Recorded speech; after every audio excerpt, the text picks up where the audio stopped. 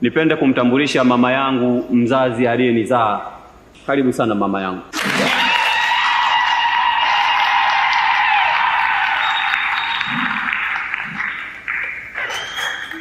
Pia nimtambulishe lecture pale Dr. Kodi.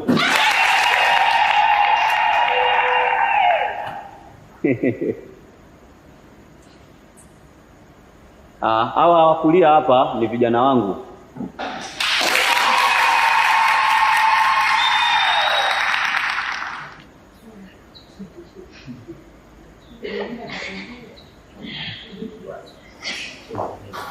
Tuweze kukaribisha bibi harusi Belinda binti Mavumba kwa utambulisho wako mfupi.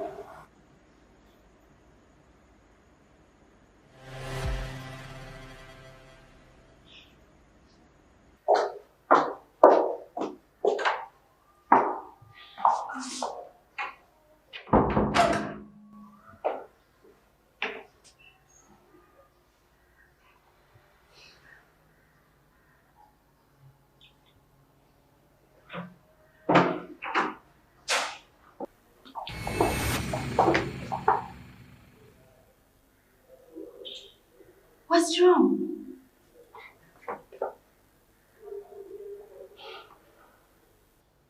Unajua wewe ni mmoja kati ya wasichana wazuri sana. Yaani pale chuoni nikitazama macho yako naona pressure juu.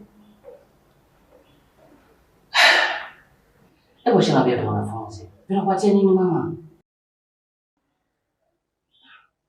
Vinakupatia nini keke? Vinakupa nini vile wanafunzi? Lecture hapana. Naomba niondoke please. Watu wote wapo ukumbini. Mimi na wewe tuko sehemu kama hivi, ikitokea mtu atatuonaje? Yaani atatufikiria sisi ni watu wa namna gani na tunafanya nini hapa? Respect yourself and protect my reputation.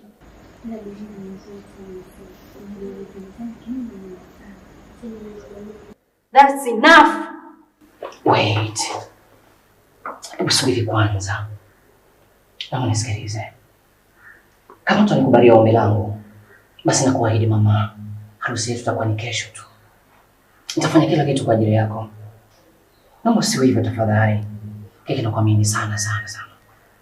Nakuomba.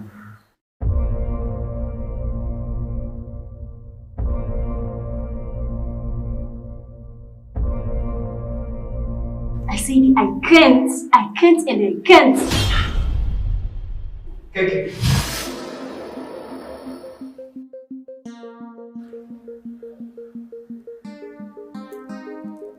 Chris, I'm sorry.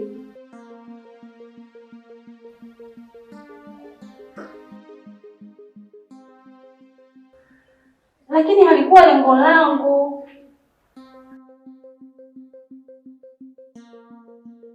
Baby, Chris.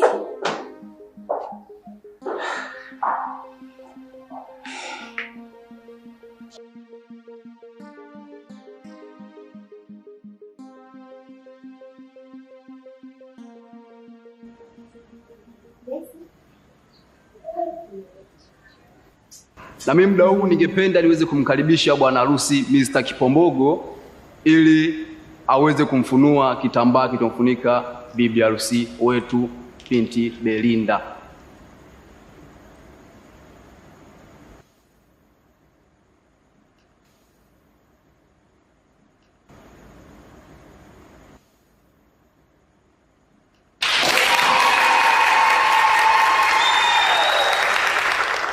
Neno la Mungu za Mwanzo ile 2 mstari ule wa 24 unasema, kwa hiyo mwanamume yule atamwacha babake na mamake, naye ataambatana na mkewe, nao watakuwa mwili mmoja. Haleluya. Amen. Naomba bwana harusi na bibi harusi mshikane mikono. Mr. Kombogo, upo tayari kumooa Belinda binti Mavumba kwa shida na raha? Naam. Ndiyo, nimekubali.